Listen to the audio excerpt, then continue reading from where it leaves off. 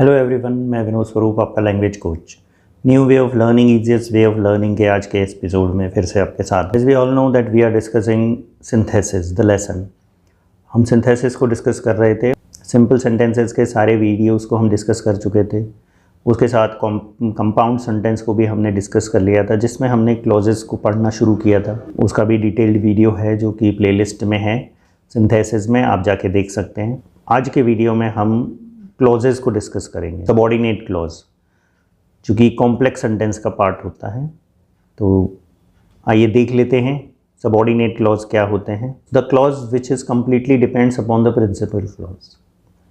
Coordinate clause में हमने बताया था कि वो इक्वल टू द प्रिंसिपल होता है, लेकिन ये कम्प्लीटली डिपेंड होता है। सबऑर्डिनेट क्लॉज कम्प्लीटली डिपेंड करता है प्रिंसिपल क्लॉज पर and cannot be able to clear its meaning without the help of principal clause। और principal clause की मदद के बिना ये अपना मीनिंग क्लियर नहीं कर सकता, तो इसीलिए इसे सबऑर्डिनेट क्लॉज कहते हैं। It is also known age dependent clause. अब कोऑर्डिनेट और सबऑर्डिनेट में क्या डिफरेंस है वो बहुत ज़रूरी है। एग्जाम्पल देखा था, हिज फ्रेंड्स आर रिस्पॉन्सिबल। तो हिज फ्रेंड्स जो हैं वो इक्वल टू जतिन है, जतिन की रैंक के बराबर हैं, मतलब उनकी रैंकिंग सेम है। लेकिन यहाँ जो सबऑर्डिनेट क्लॉज है, जैसे इसमें लिखा है ऑल न्यू इट। अब इट क्या है? वहाँ नाउन दिया हुआ था, लेकिन यहाँ प्रोनाउन दिया है, तो रैंकिंग बदल गई है, नाउन की जगह प्रोनाउन आ गया है। तो सबऑर्डिनेट क्लॉज जो होते हैं वो अपना मीनिंग बिल्कुल भी क्लियर नहीं कर पाते। It is clear, all knew it, इसमें इट दिया होगा, दिस दिया होगा, दैट भी हो सकता है। तो ये सारी चीज़ें दी होंगी जो कि हमें मतलब सेंटेंस को समझने में दिक्कत आएगी कि इसका मीनिंग क्या है। लेकिन अगर हम ये बात प्रिंसिपल क्लॉज के साथ पढ़ेंगे तो हमें क्लियर हो जाएगा कि व्हाट इज़ क्लियर या what is known to all. जैसे हमने लिखा Jatin is a naughty boy, Jatin एक शरारती लड़का है, ऑल न्यू इट, सब ये बात जानते हैं। अब क्लियर है। अब इट इज़ क्लियर, ये बात क्लियर है। क्या क्लियर है? Jatin is a naughty boy. तो जैसे ही हम सबऑर्डिनेट क्लॉज के साथ प्रिंसिपल क्लॉज या प्रिंसिपल क्लॉज के साथ सबऑर्डिनेट क्लॉज पढ़ेंगे तो हमें क्लियर हो जाएगा मीनिंग। लेकिन अगर सबऑर्डिनेट क्लॉज अकेले हैं तो वो अपना मीनिंग क्लियर नहीं कर पाएंगे। There are 3 types of subordinate clauses. Subordinate clause जो होते हैं 3 तरह के होते हैं। इसमें सबसे पहले है adjective clause, noun clause and adverb clause. Generally मैंने इसका जो टर्म है वो ऊपर नीचे कर दिया, पहले नाउन होता है, देन एडजेक्टिव होता है, देन एडवर्ब होता है। लेकिन एडजेक्टिव थोड़ा सा कंपैरेटिवली ईजी होता है समझने के लिए, इसलिए हम एडजेक्टिव को पहले डिस्कस करेंगे, सो दैट कॉन्फिडेंस आए कि पहले हम पढ़ रहे हैं और पहला ही चीज़ समझ में नहीं आ रही है, उसमें ज़्यादा टाइम लग रहा है, तो थोड़ा सा मोरल डाउन हो जाता है। तो इसलिए हम सबसे पहले एडजेक्टिव क्लॉज को पढ़ेंगे। The clause which is used as an adjective और at the place of adjective, जो एडजेक्टिव की तरह यूज़ हो या एडजेक्टिव की जगह पे यूज़ हो, इज़ कॉल्ड एडजेक्टिव क्लॉज। उसे हम एडजेक्टिव क्लॉज कहते हैं। It is also known as relative clause. ये रिलेटिव क्लॉज भी कहलाता है। क्यों? क्योंकि ये रिलेट करता है चीज़ों को। कैसे करता है? एग्जाम्पल से देखेंगे। I bought a car, it was red. मैंने एक कार खरीदी है, वो रेड है। अब जो रेड है वो किसकी क्वालिटी बता रहा है? ऑब्वियसली कार की।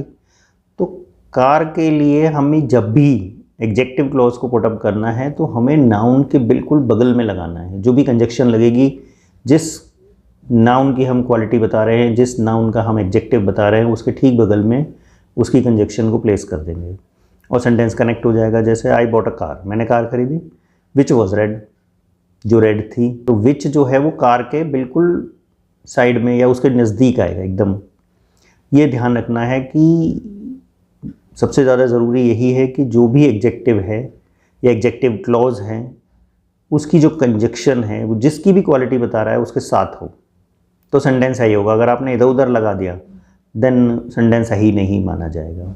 अब एडजेक्टिव क्लॉज में बहुत सारी कंजक्शंस होती हैं। हम कंजक्शंस को समझ लेते हैं, किस तरह से किस कंजक्शन का कहाँ यूज़ होगा। Conjunction use to connect adjective clause. Conjunction जो कनेक्ट करती हैं एडजेक्टिव क्लॉज को, वो कौन कौन सी होती हैं? सबसे पहले व्हेन है, जो टाइम को डिनोट करता है। तो जब भी कोई टाइम की बात आएगी या टाइम की क्वालिटी बताई जाएगी या टाइम की विशेषता बताई जाएगी तो हम व्हेन का यूज़ करेंगे। He will come, do you know the time.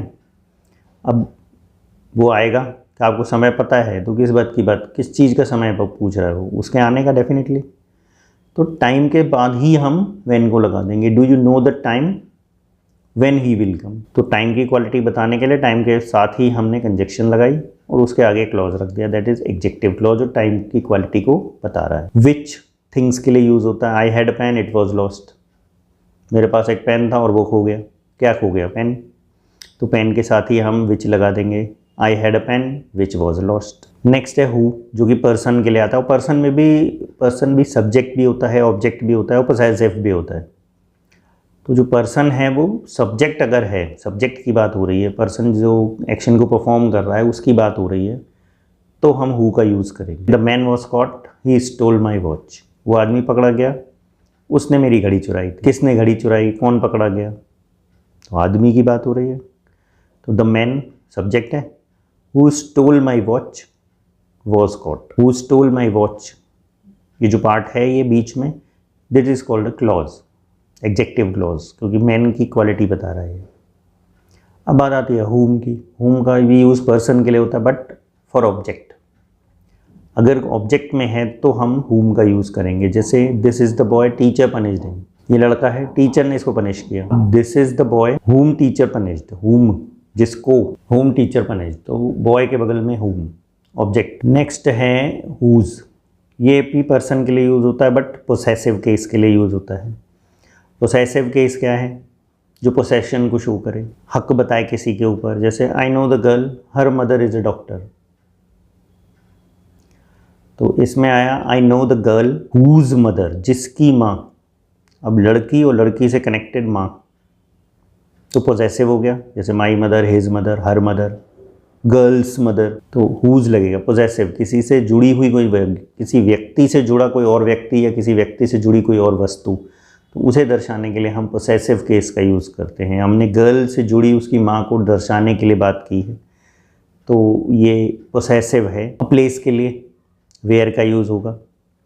This is the school I was taught here. ये वो स्कूल है जहाँ मैं पढ़ा।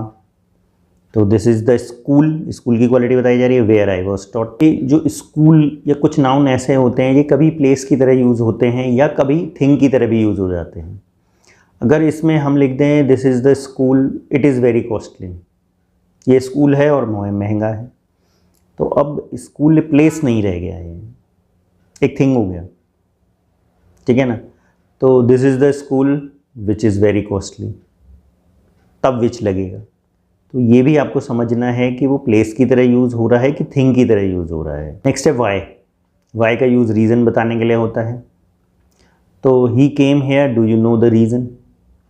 वो यहाँ आया, क्या तुम्हें पता है क्यों आया? या तो मेरा कारण पता है। तो do you know the reason why he came hair. तो रीज़न और रीज़न के साथ में वाई। ये बात आपको ध्यान रखनी है कि जिसकी भी क्वालिटी बताई जा रही है उसके साथ ही हम कंजक्शन का यूज़, उसके बिल्कुल बगल में ही, साथ में ही, पास में ही कंजक्शन का यूज़ करें। ये बहुत ज़रूरी है, तभी हमारा क्लॉज और हमारा सेंटेंस बिल्कुल सही बनेगा। आज के वीडियो में इतना ही। आई होप ये एग्जेक्टिव क्लॉज आपको समझ में आए होंगे।